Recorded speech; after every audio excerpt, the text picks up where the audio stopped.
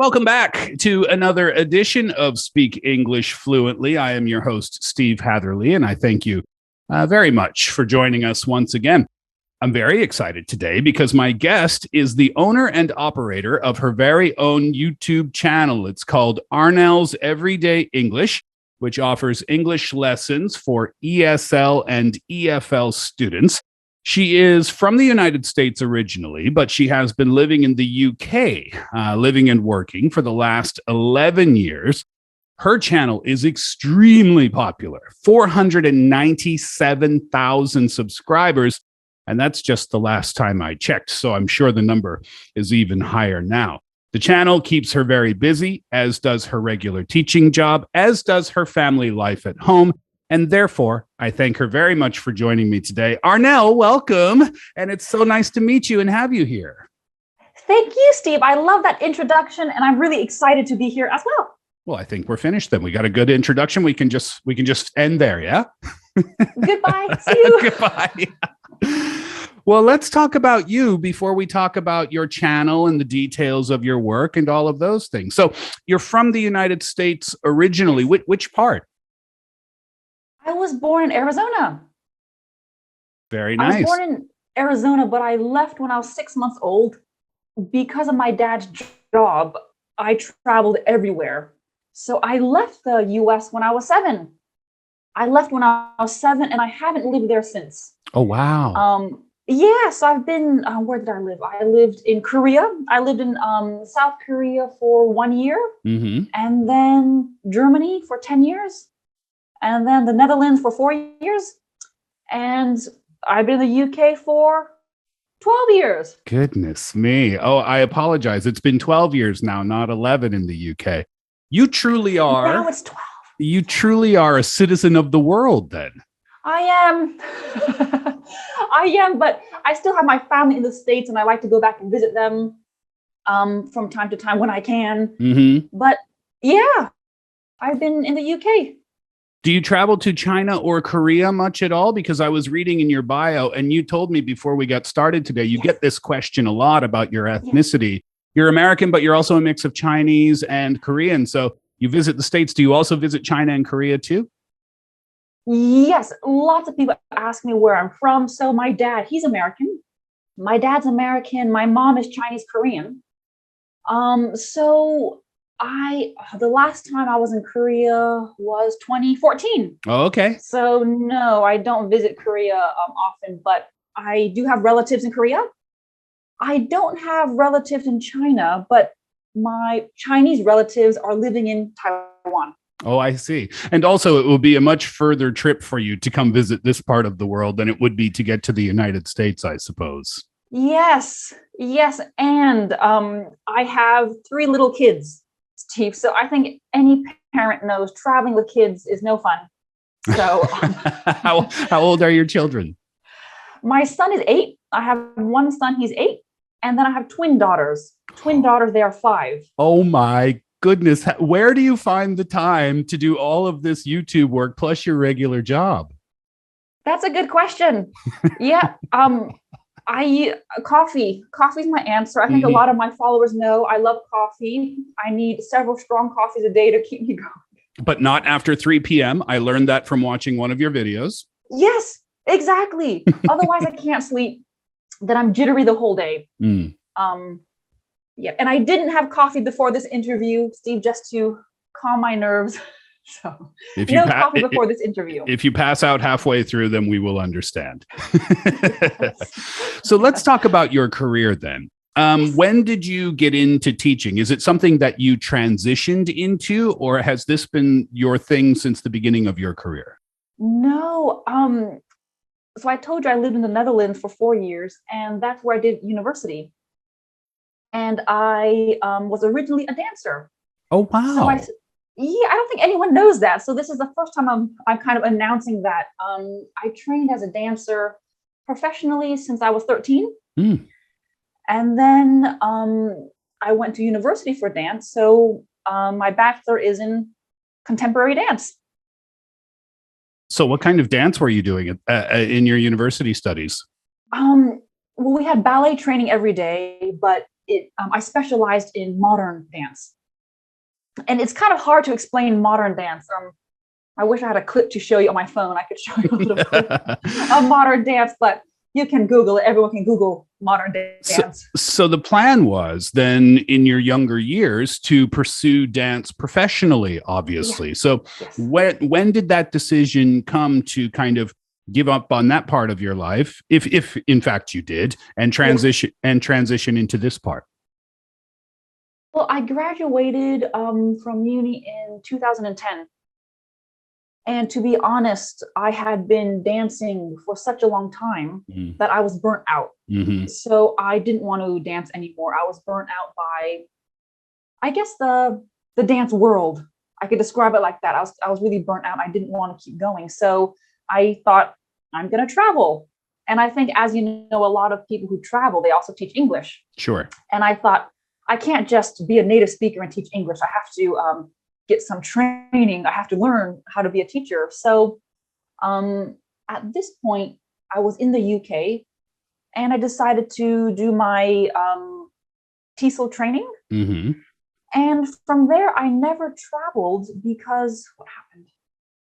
The school that you got your TESOL training from is the school that you started to work at, correct?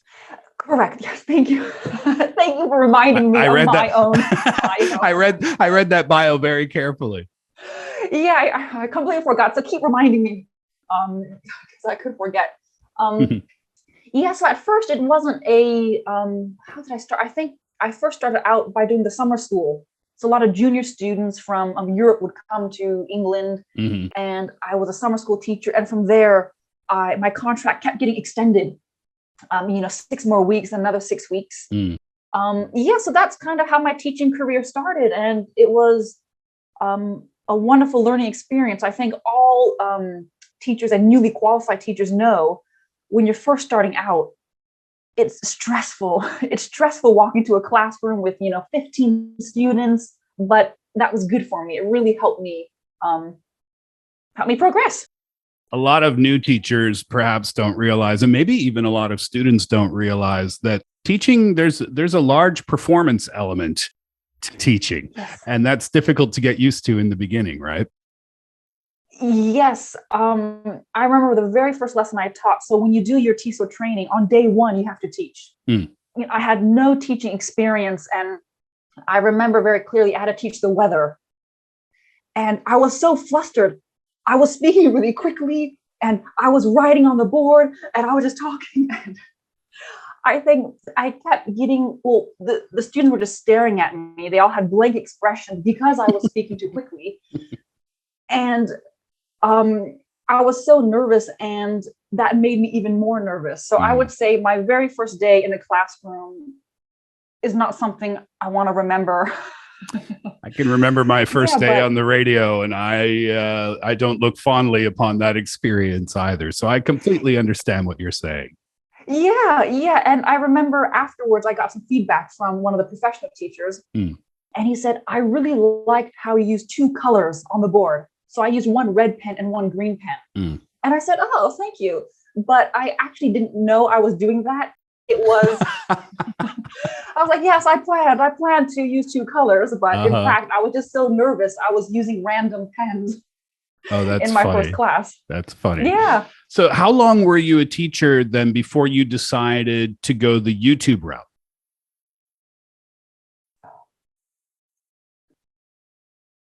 7, 8 years. Oh, wow. Okay. So it had been a while. Yeah. And I originally did not want to start a YouTube channel because I'm a pretty private person, and I didn't have a personal Facebook. I didn't have a personal Instagram. I never had anything like that. So the idea came to me that I should start a personal brand. And I thought, if I'm going to start a personal brand, have my own website, I should probably start making YouTube videos. And this was end of 2019. Okay. So I think I've been thinking about starting a YouTube channel since 2018, but it took me a long time to get the courage to be like, right, I'm going to film this video and I'm going to edit it. And I didn't know how to edit videos, so I had to find the software and do all of that. So yeah, I procrastinated a really long time. because I was so nervous about making videos. We call it, or you call it, excuse me, Arnel's Everyday English. It started 3 years ago now. Yeah. I think I found your first video. I think, correct me if I'm wrong, but was it about something about picking the right one, or it's yours to pick, or something like that? Take your pick. Take your pick. That was the idiom I taught. Take your pick. Yeah, that's what it was. And I noticed, because I watched your recent videos, some of your recent videos. Obviously, you have so many, I couldn't watch them all. Yeah. But I watched some recent ones, and then I watched the first one, the Take Your Pick video, and I thought, wow. Usually, when people start with YouTube or something where they have to be in front of the camera, it's really kind of unnerving, right? To stare at a little green dot with no eyes looking back at you and act natural. Yeah. But in my opinion, you were very natural from the very beginning. Did you have any training for that before you started, or did you just turn on the camera for your first video? No, I think I did practice. So my husband, he set up the camera and I kind of practiced a little bit. And when I watched my video back, I thought, oh my God, I can't use this. It's so hard to do, isn't it? To watch yourself back? Yeah. It's hard to watch yourself. So I tried multiple times actually. And finally I decided I'm just going to have to do it. So I posted that very first video and, it was kind of like closing my eyes. Like, sorry, internet. There's my video. Yeah. The channel is so incredibly popular. Congratulations, by the way. In only 3 years, when I saw the number 497,000 subscribers, I thought, oh, Arnel must have been doing this for, I don't know, maybe 5 or more years, maybe even 10 years. But it's only been 3 years, and you've had that amount of success. So congratulations. And from that very first video, the Take Your Pick video, things have progressed really quickly for you. Yes. I think because I'm kind of involved in it, I think about it every day. I don't feel like the progression is that quick, but I know it is. But I think because I'm always working on my next video. I don't really pay attention to how quickly it's progressing. Interesting. Well, let's talk about the channel in general. Give us a rundown, if you could, on what the channel is all about. Arnel's Everyday English. If you go to Arnel's Everyday English, you will see general English topics. So I like teaching grammar. I like to break down all of the grammar structures in English and try to make them easy to understand.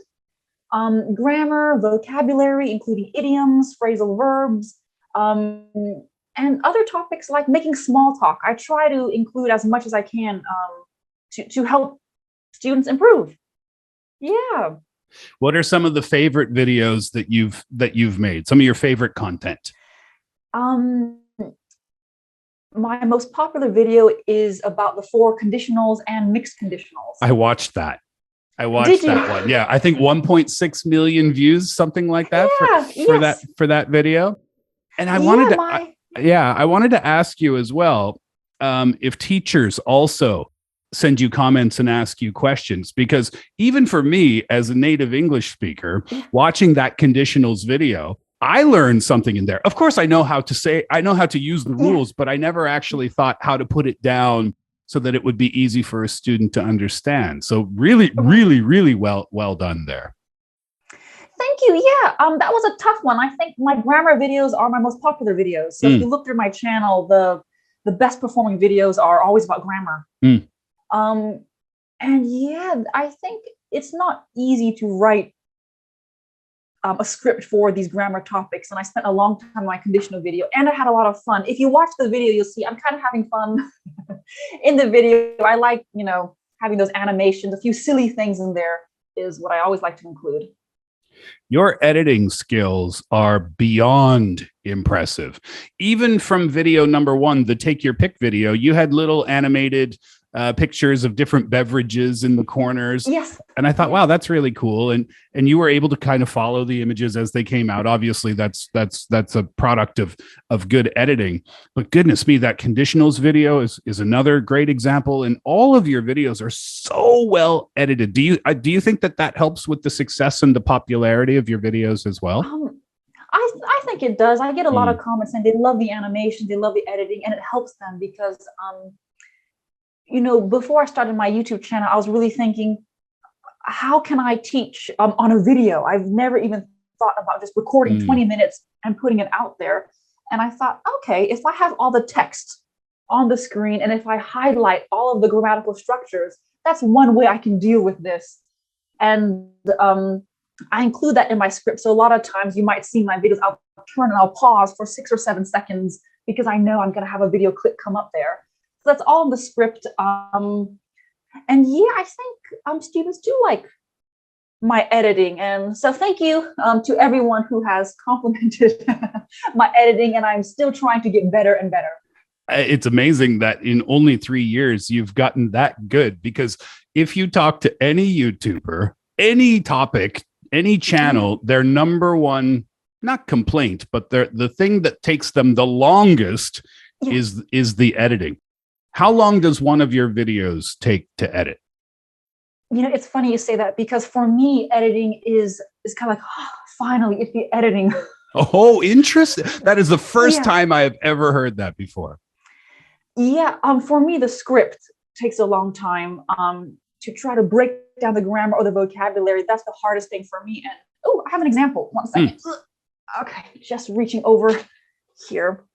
So Steve, you can see I have my script. This is for my latest video. Okay. And this is what takes me the longest. It'll take me about a week and a half. To the writing of the script. Yeah, depending on the topic, because if I can break it down in the script and hopefully students can understand it easily, then I feel like the lesson will be okay. Okay. So once the script is done, then I have to film the video, and that's stressful for me as well. I wouldn't say I'm a fan of the whole filming process, setting up the lights, getting the mic ready, all of that stuff. I really don't like. And once the video is filmed, I can think, it's time for editing. So I like the editing That's part. So funny. I'm the total opposite. The setup of everything, the microphone placement, the headphones, the audio check. I don't like that. Oh, that's my favorite stuff. And for me, when it comes time to edit, I just feel like, please file, don't disappear, don't disappear, don't disappear. Yeah. I mean, I think in the beginning, when I first started editing, I was learning how to use a software, and I kept thinking, oh, that's interesting. How I get a line. I didn't know how to do that. How can I put text on the screen? It was a real mystery to me. And now that I know how to do it, I'm like, oh, what else can I do? And to be honest, Steve, a lot of times I hold back. I would like to add more things that come up on the screen, but it is a lesson. It can't be too distracting. That script that you just popped up in front of the screen, was that the future simple versus future continuous script? No, this is a video I released yesterday. It's, I forgot the video I released yesterday. It's about titles and names in English. So Mr., Mrs., Ms., ma'am, all of those titles that I think students can confuse because there are so many. Well, now that seems like because I saw you post about it and you said future continuous and future simple. That was one of the hardest scripts that you've ever had to write. That's what you said in your post. But Mr. and Mrs. and Ms., that's quite a long script you showed me for Mr., Mrs. and Ms. So you are obviously very detailed in your scripts, the way you go about your preparation. Yeah, I think the reason why the future simple and future continuous script was so difficult is because that verb will in English is everywhere. There are so many uses. So I had to I tried to break down will before I moved on to future continuous. That's why it took so long. And I was kind of ripping my hairs out trying to find a simple way to explain it. It's so true. And that doesn't that happen so often when you teach English as a second or foreign language, where suddenly you come across a topic and you think, oh, I of course I understand this. I'm a native English speaker, but how do I explain this to someone who wouldn't get it? That's one of the challenges, isn't it? Yes. Oh, absolutely. And I think, my years of teaching experience really helped because when I first started teaching, I didn't know how to explain things. And it's just trial and error, a lot of trial and error, and feedback from the students um, was very helpful.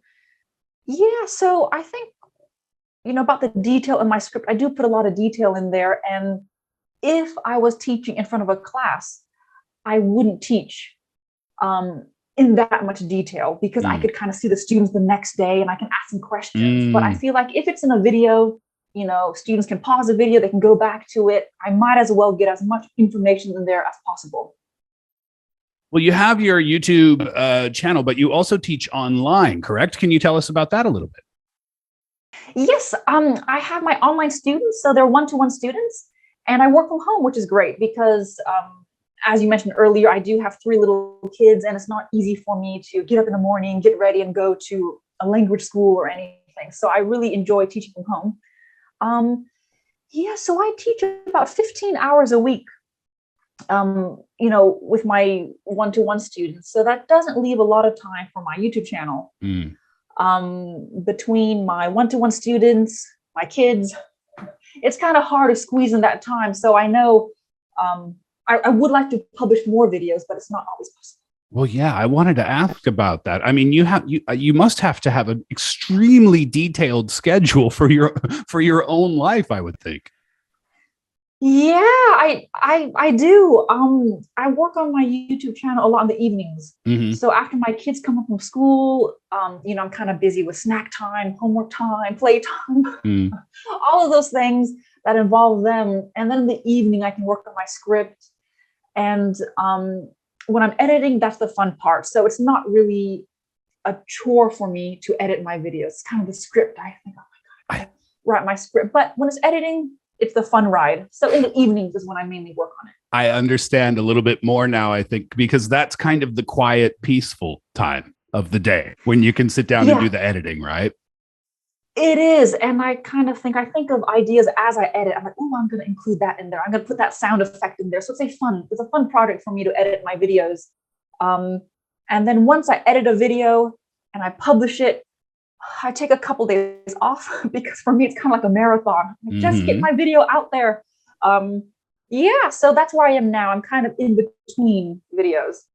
Do you get, I'll ask you that question now that I wanted to bring up before. Do you get a lot of feedback from, obviously from students, yes, but do you get feedback from teachers as well? Oh, yes, I do. And I love hearing from teachers. Mm. So if any teachers comment, thank you very much for commenting. I love hearing from you. Um, yeah, I get very nice comments thanking me for helping them with their lessons, or I get questions. And so I try to answer as many comments as possible, but I can't always get to all of them. And yeah, teachers do message me, and it's really nice to hear because as a teacher, I can feel their pain when a topic is hard to teach.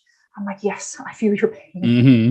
Well, I was going to recommend because it's been a while since I've been in a classroom setting, but as a former teacher, I would recommend that teachers visit your channel as well, because not only can they get help perhaps with an explanation of something that they've been trying to teach, but they can also get lessons or ideas for lessons for their own Yeah, classrooms as well. yes. So I would totally recommend that teachers visit your channel. Thank you. And some teachers do say, I use your videos in my lessons, and my students say hi. I'm like, well, wow, it's kind of nice to be part of a community that I never met. And they've seen my videos. That's kind of a nice way to connect with people online. And that's what I do love about my YouTube channel is that I can connect with people all over the world. Mm. Um, yeah, It's a it's, it's a and I couldn't cool have, yeah. it's a cool thing, isn't it? I was looking at some of your comments, and you do have viewers from all over the planet. The world and teaching itself has changed, and learning itself, maybe learning Yeah. at its core hasn't changed, but how we learn, the tools that we have available to us Yes. has changed so much, and now people can learn Yeah. from anywhere around the world. And I was looking at the comments, and you do have students from all over the world. That's really cool, isn't it?